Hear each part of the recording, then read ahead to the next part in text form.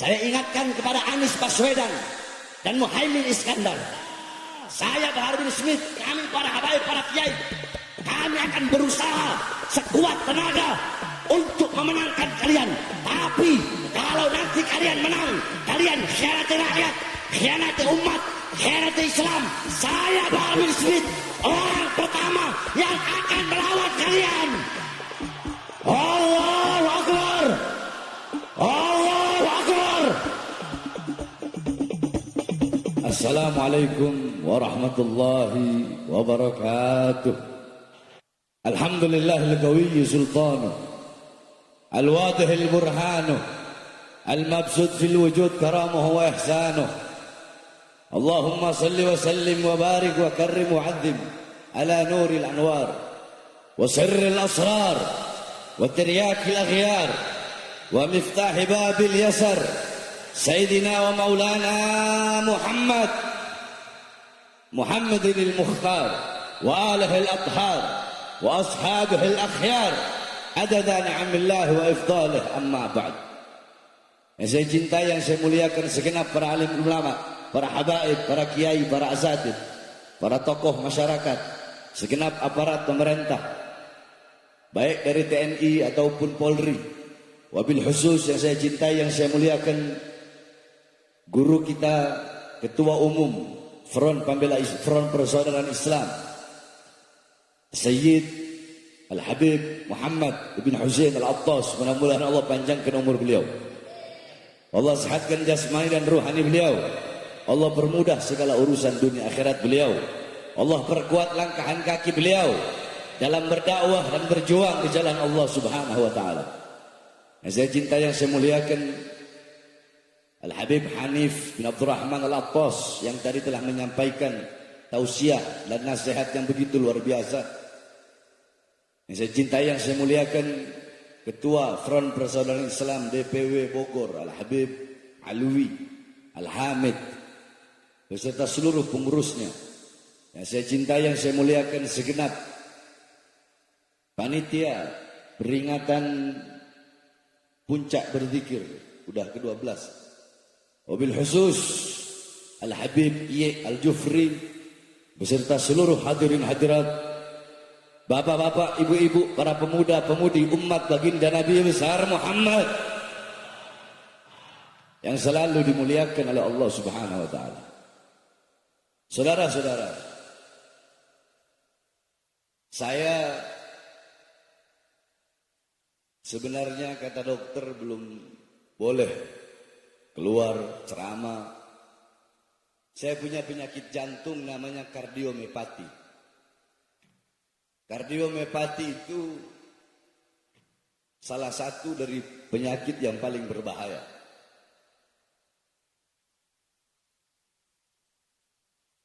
Jadi nggak boleh terlalu capek dan segala macam lah. Tapi saya nggak pedulikan itu semua. Karena saya hidup untuk melayani umat, melayani masyarakat. Dan ini acara tahunan yang tidak bisa ditinggalkan, sehingga ya dokter mau bilang jangan nggak ngerokok, rokok jalan terus. Makanya saya keluar dari rumah sakit. Hadirin, tadi udah banyak nasihat-nasihat dari para ulama. Saya hanya ingin menyampaikan sedikit. Kita duduk di ini majelis berzikir kepada Allah Subhanahu wa taala. Lidah-lidah kalian yang basah dengan tahlil, dengan tahmid, dengan tasbih, dengan takbir, dengan tamjid, dengan salawat, itu adalah lidah-lidah yang kelak di akhirat akan basah dengan telaga kautsarnya baginda Nabi besar Muhammad. Kalian duduk di sini berzikir mengingat Allah, Allah akan mengingat kalian. Kalian duduk di sini memuliakan, mengagungkan Nabi Muhammad, kalian menjadi mulia dan menjadi agung juga karena kemuliaan dan keagungan baginda Nabi besar Muhammad sallallahu alaihi wasallam. Saudara-saudara, saya tidak panjang lebar, 5 menit. Nabi Allah Adam alaihi salam, bapaknya manusia. Nabi Adam, beliau pernah berwasiat. Wasiat beliau untuk anak cucunya agar berhati-hati wasiat beliau ini kepada seluruh manusia. Apa wasiat beliau? Qala Nabiullah Adam alaihissalam, "Idza aradtum an fi'la syai'in faqaddimu thalathata asya'. Fa ihda min thalatha istashirul akhyar." Nabiullah Adam alaihissalam beliau berkata, "Wahai manusia, hei manusia, hei anak cucuku, jikalau engkau ingin melakukan perkara apapun, hal apapun, perbuatan apapun, perlakuan apapun, sebelum melakukan hal itu, perkara itu, perbuatan itu, hendaknya dahulukan 3 perkara ini. Yang pertama, istasyirul akhyar. Bermusyawarahlah dengan orang-orang soleh. Minta pendapatnya orang soleh, minta pendapatnya ulama, minta pandangannya ulama, minta nasihat para ulama. Karena andaikan dulu aku minta pendapat malaikat di dalam memakan buah khuldi, maka malaikat akan menasihatiku agar aku jangan mendekati pohon itu. Karena Allah berkata, la taqrabu hadhihi syajarah. Jangan dekat pohon. Deketin pohon aja nggak boleh, apalagi memakan. Andaikan dulu aku minta nasihat malaikat, maka malaikat pasti akan menasihatiku. Sayang, dulu aku tidak minta nasihat dan pendapat malaikat, sehingga Allah keluarkan aku dari surga ke bumi. Itu yang pertama. Yang kedua, setiap kalian, kalau lagi taklim, jangankan ada suara-suara begitu. Mau saya lewat kek, mau siapa lewat, mau presiden, mau di bawah situ ada apa itu terjun, ya. Mau di bawah sana longsor, mata kalian tertuju ke sini, jangan ke bawah sana. Itu kalau orang yang taklim begitu. Kebanyakan jadi adat istiadat sekarang ini, fudul, tahu fudul? Satu orang aja berdiri begini, semua langsung begini. Itu ngaji apa ente orang ini? Mau di bawah langit runtuh di bawah sana, lihat ke sini. Lihat ke ulama-ulama ini yang sedang ngasih nasihat. Jangan lihat ke situ. Itu namanya fudul. Tahu? Namanya apa? Kurang keras apa? Fudul. Suka cari tahu. Apa sih? Siapa sih? Habib Bahar. Nggak usah. Mau Habib Bahar kayak yang lewat. Mau siapa kayak yang lewat. Duduk. Khusyuk. Dengarkan nasihat. Yang kedua kata Nabi Adam, setiap melakukan sesuatu apapun, pikirkan akibat dari sebab yang engkau lakukan. Andaikan dulu aku memikir, andaikan dulu aku berpikir, kalau akibat dari sebab makan buah ini Allah akan murka sehingga mengeluarkan aku dari surga, aku gak bakal makan buah khuldi. Dulu aku gak mikir akibat dari sebab yang aku lakukan. Paham? Jadi ini aja yang saya bahas. Yang ketiganya nanti tahun depan baru saya bahas. Apa perkataan yang ketiga itu? Nah, saudara-saudara sekalian yang dimuliakan oleh Allah, ini musim-musim pemilu, betul? Betul? Jawab yang keras. Ini musim-musim pemilu, betul? Musim pemilu begini, capres-capres manapun, pejabat-pejabat, partai-partai pendukungnya, tim-tim suksesnya, bahkan perempuan-perempuan, istri-istri tim sukses, istri-istri capres, istri-istri pejabat, bahkan mak banteng mendadak pakai jilbab, saudara-saudara.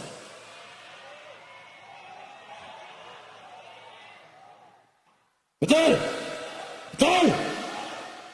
Nggak apa-apa, Habib Ye nggak bakal ditahan kok anak ngomong mak banteng. Tenang aja. Dulu tahun 2013 anak keluar kasus demos, anak ceramah bahas tadi nih gara-gara mak banteng. Anak dilaporkan sama ketua PDI Hasto kalau nggak salah, cybercrime. Ketika dilaporkan, polisi penyidik nanya, apakah benar Habib dalam ceramahnya menyebut Ibu Megawati dengan sebutan mak banteng? Betul.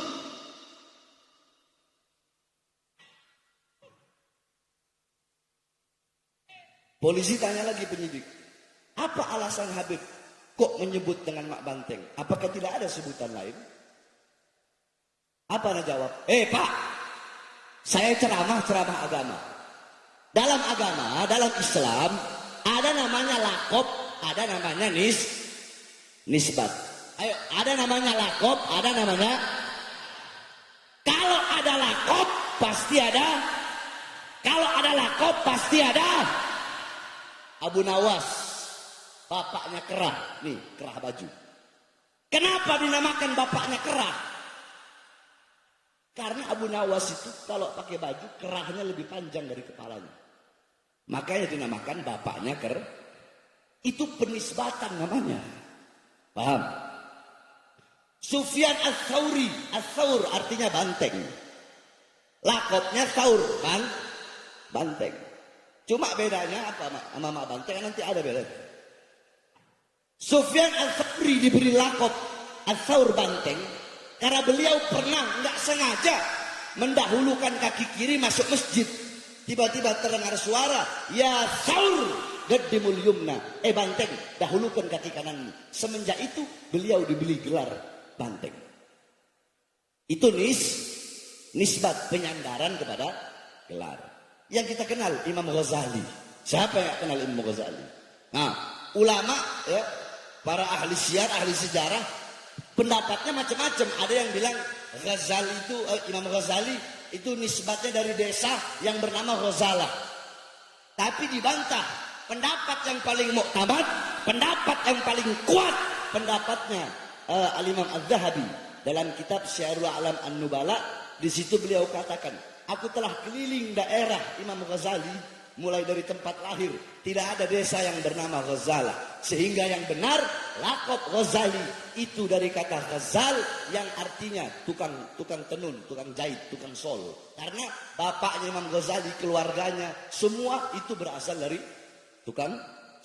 Jadi ada lakop, ada Bapak udah paham? Paham Bib saya. Sekarang saya tanya sama Bapak. Megawati itu ketua umum partai apa? PDI, Bib. PDI itu lambangnya apa, Pak? Banteng. Ya saya panggil Pak Banteng. Kalau PDI lambang monyet, saya panggil Pak Monyet. Bener nggak, Bib? Bener nggak? Lo enggak? Iya, bener nggak, Ye? Ayo, bener nggak? Coba lambangnya monyet, yang panggil Pak Monyet.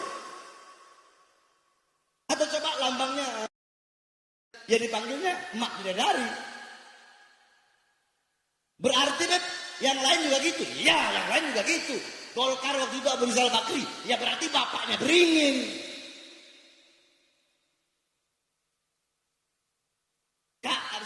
Bapaknya Ka'bah, siapa tuh? Kalau apa partai bilang lambang-lambangnya itu nggak paham mana? PKB, terus apalagi itu? Pokoknya ya itulah seperti itu. Paham Pak? Paham Beb. Jadi salah nggak saya secara agama? Nggak salah Beb. Secara negara salah nggak? Nggak salah juga Beb. Nah musim politik begini nih. Jadi para pejabat-pejabat itu butuh sama kita, butuh sama rakyat, butuh sama masyarakat. Kalau ada maunya dong, salah-salah. Ini yang terjadi, ini nyata.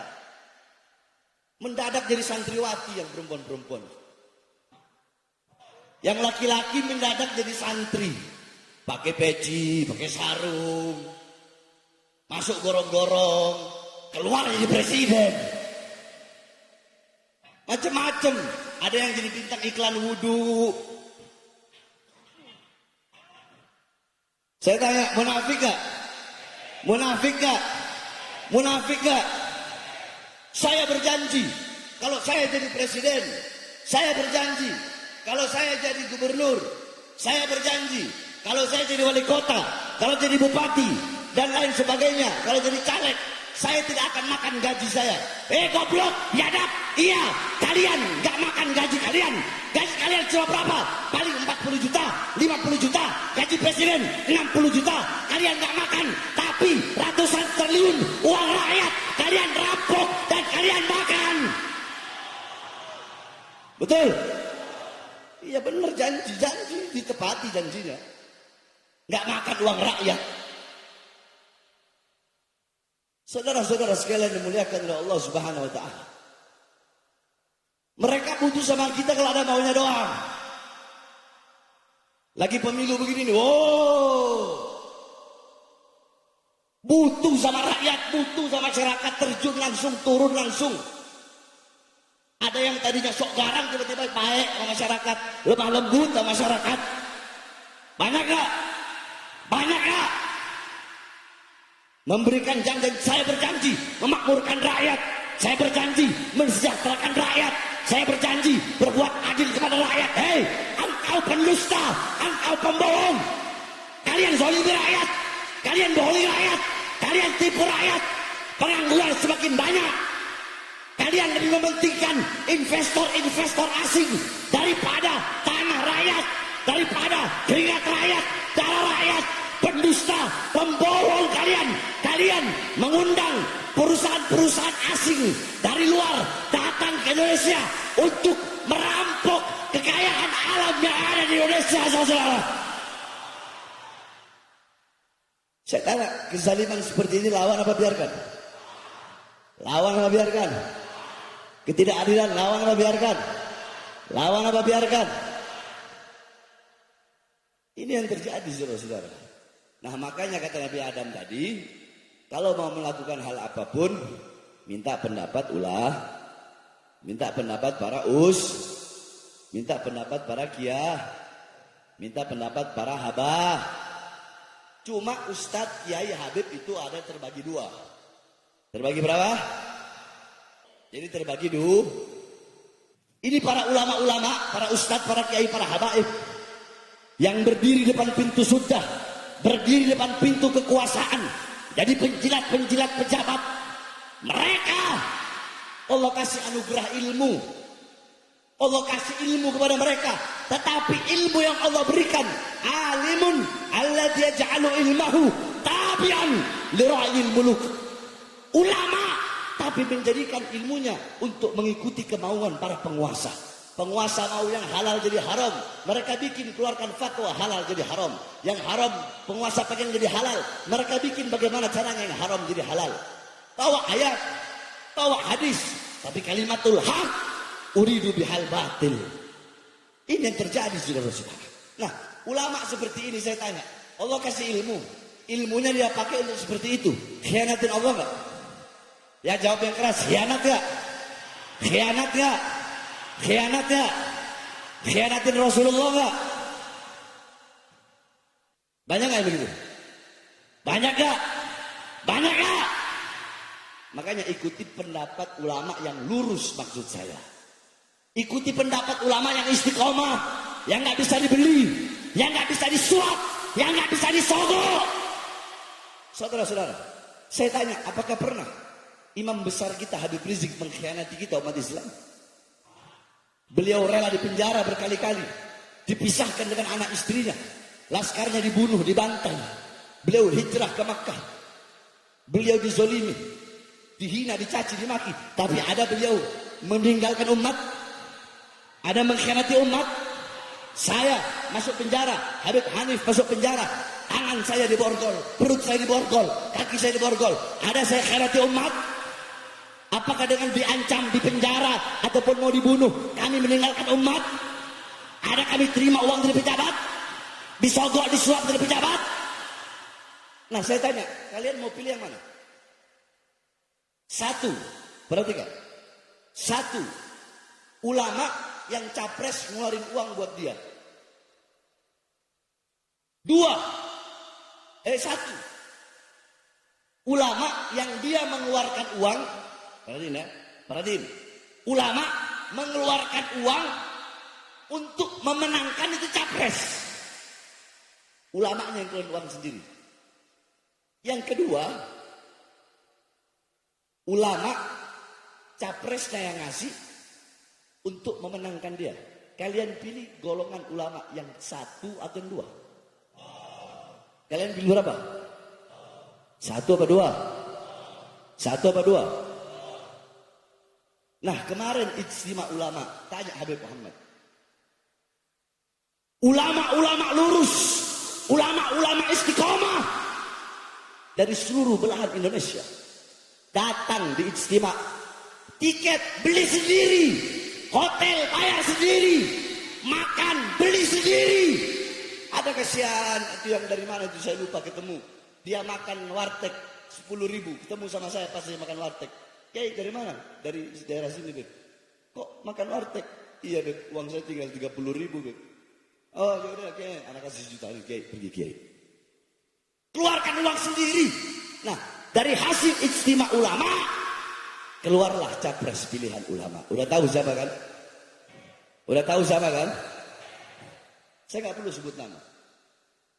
Saya kalau urusan capres ini paling malas. Paham? Berarti kalau mengikuti Nabi Adam harus ikut pendapat Kemarin itu ada ahlul halli wal adli. Panjang kalau saya mau jelaskan. Intinya ijtima ulama kemarin itu memilih. Kalau ada 2 pilihan yang baik, 3 pilihan yang baik, 3-3-nya baik, nggak bisa memilih ketiga-tiganya. Para ahlul halli wal adli akan memilih yang terbaik, yang paling baik dari 3 yang baik tersebut. Bagus nggak? Bagus nggak? Nah, anggap 3-3-nya bangsa. Anggap. Milih nggak? Milih nggak? Milih nggak? Ada yang bilang milih, ada yang bilang enggak. 1, 2, 3 aja keras. Milih nggak? Enggak. Nggak boleh nggak milih. Harus milih. Walaupun 3-3-nya buruk andaikan.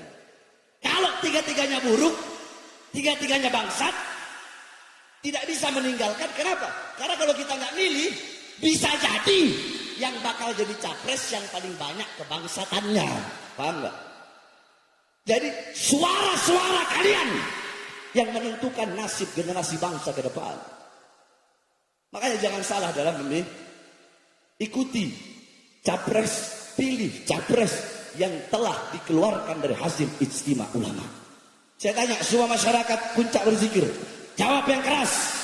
Semuanya nanti besok 2024 siap dalam urusan capres, pemilihan presiden 2024. Siap kamu ikut komando imam besar, siap ikut komando ulama yang lurus, siap memenangkan capres yang dipilih dari hasil ijtima ulama. Siap memenangkan, siap memenangkan. Andaikan capresnya ini menang, harusnya terus dicurangin. Lawan apa biarkan? Lawan apa biarkan? Lawan apa biarkan? Ntar di penjara. Maju. Di penjara. Di penjara. Di penjara. Ditembak. Ditembak. Mati. Nanti dibilang provokator. Siap lawan kecurangan. Siap lawan ketidakadilan. Allahu Akbar. Allahu Akbar. Allahu Akbar. Sampai-sampai saya dengar katanya ada kiai gitu ngomong katanya amin sekarang diganti kobul gitu. Iya. Kalau ada Ustadz Kiai Habib ngomong begitu goblok. Paham? Iya. Anak kasih satu hadis. Ya. Ketika Rasulullah SAW sedang berjalan bersama para sahabat, Rasulullah melihat ada satu orang yang dimana ini orang sedang sungguh-sungguh berdoa kepada Allah Subhanahu wa taala. Faqala Rasul sallallahu alaihi wasallam, istaujaba in khatama. Faqala rajulun min qaumin ya Rasulullah, fa bi ayyi syai'in yakhtim? Faqala bi amin. Bi amin. Faqad istaujaba bi amin. Jadi kata Rasulullah, ketika ada orang yang bersungguh-sungguh sedang doa, Rasulullah bilang kepada sahabat-sahabat tadi, andaikan dia menutup doanya, belum sempat Rasulullah ngomong ditutup dengan apa, sahabat nanya, ditutup dengan apa doanya ya Rasulullah, agar doanya diterima oleh Allah Subhanahu wa taala. Apa kata Rasulullah? khatama bi amin faqad istaujaba. Dia hatamkan, dia akhiri doanya dengan kata amin, maka akan Allah Subhanahu wa taala terima dia punya doa. Jadi maksudnya jangan coba, ini otaknya di mana, heran saya. Jangan hanya gara-gara beda pilihan capres terus disangkut pautkan ke urusan orang amin diganti qabul. Ini dari mana ini? Ini yang mengajarkan Rasulullah. Oke lah, nggak apa-apa. Saya jelaskan. Kalian mau sebut amin, terus itu orang mengganti pakai qabul, hanya gara-gara Anies sama Muhaimin. Itu orang mengganti qabul. Sekarang emangnya mereka tahu di dalam hati kalian ketika ada orang berdoa kalian sebut amin ada 3 perkara. Yang satu, apakah amin kalian untuk mengaminkan si capres tersebut agar menang? 1. 2, apakah amin kalian untuk mengaminkan untuk mengaminkan doa tadi agar dengan niat tujuan presiden yang amin itu menang? Yang ketiga, apakah niat kalian memang ikhlas mengucapkan amin bukan untuk presiden manapun, tapi karena mengikuti perintah Rasulullah? Memangnya mereka tahu 3 maksud dan tujuan hati yang ada dalam hati orang yang setiap ngomong amin itu? Mereka tahu gak? Tahu gak? Kalau nggak tahu, kenapa mengeluarkan fatwa seperti itu? Goblok! Paham? Sebenarnya sama, gobul itu ada kita orang kata, yakni gobul, yakni amin itu kata Imam Nawawi dalam kitabnya, dalam kitab At-Tibyan kalau nggak salah, amin itu banyak arti. Bisa diartikan ya Allah perkenankanlah, ya Allah terimalah, ya Allah jawablah, ya Allah jangan kecewakan hamba. Banyak artinya amin. Gobul pun ya Allah, ya gobul ya Allah, gobul ya Allah. Sama mau amin mau gobul. Tapi kenapa kok harus ada kata amin ini seluruh dunia udah amin amin. Kenapa disangkut-sangkut pautin sama amin capres? Ini kan otaknya di mana ulama seperti ini, betul? Betul? Betul? Oleh karenanya saudara-saudara sekalian yang dimuliakan oleh Allah Subhanahu wa taala. Nanti tahun 2024 jangan sampai salah. Saya mulai dari kemarin, mulai dari sebelum ijtima ulama itu saya udah keliling Indonesia untuk menyampaikan kepada seluruh masyarakat khususnya umat Islam untuk memilih capres hasil ijtima ulama sebelum ijtima ulama digelar. Betul Habib Muhammad saksi banyak, ada 2 anak keliling Indonesia. Anak malam ini ada 5 tempat, tapi yang hadir cuma di sini, yang 4 anak hadir di Jakarta. Satu malam itu anak ceramah paling sedikit 5. Kalau malam minggu bisa 10-11. Kita ambillah setengahnya. Kita ambil 7 tempat. Satu kali saya ceramah, apalagi daerah Jawa Barat, Banten sana, itu yang hadir bisa 10.000 orang. Hitunglah 50.000 orang satu malam, 5 tempat. 50.000 kali 10 hari berapa? Berapa? 500.000 kali 20 hari, kali 30 hari, 1,5 juta, tambah lagi 1 bulan lagi 3 juta, tambah 1 bulan lagi 4,5 juta. Itu diambil sedikitnya saudara-saudara. Habib Muhammad, kami semua akan berusaha, bersusah payah, berkeringat keliling. Kami akan keliling Indonesia untuk memenangkan pasangan capres yang dipilih dalam ijtima ulama. Tapi ingat, saya ingatkan kepada Anies Baswedan dan Muhaimin Iskandar. Saya Bahar bin Smith, kami para habaib, para kiai, kami akan berusaha sekuat tenaga untuk memenangkan kalian. Tapi kalau nanti kalian menang, kalian khianati rakyat, khianati umat, khianati Islam, saya Bahar bin Smith orang pertama yang akan melawan kalian. Allahu Akbar, Allahu Akbar. Adil nggak kalau gini? Adil nggak? Iya, kita harus adil. Jadi suara-suara kalian yang menentukan nasib dan generasi bangsa ke depan. Paham? Paham? Paham? Ini saja yang dapat saya sampaikan. Insya Allah bermanfaat. Bareng-bareng nyalakan flash HP. Kita nyanyikan Mars Pembela Rasulullah biar semangat. Terakhir, ya, saya ucapkan terima kasih kepada Bapak Kapolres, Bang Rio. Ini Kapolres baru Bang Rio ini, Masya Allah. Sebelumnya juga Bang Iman, Masya Allah. Banyak polisi, tadi polisi yang awal saya juga saya berterima kasih kepada polisi-polisi yang kawal saya. Polisi yang mengawal ini acara sehingga aman. Kita berterima kasih. Polisi, tentara, aparat semuanya terima kasih. Ayo semuanya nyalakan flash HP. Itu dia yang di belakang. Perempuan-perempuan itu. Semuanya siap. Siap. Siap. Yang semangat siap. Hatro mainkan. Prajurit Pembela Rasul. Bangkitlah. Yang keras. Satukan hati, satukan jiwa. Musuh. Sampai berdarah.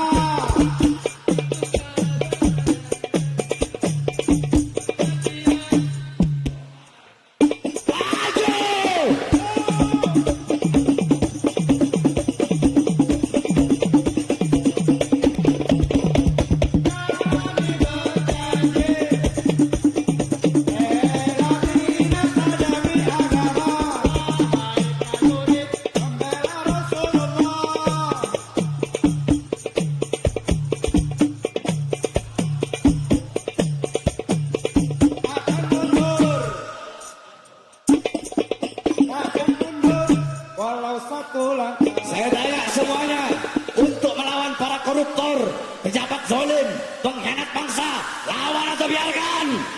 Lawan atau biarkan?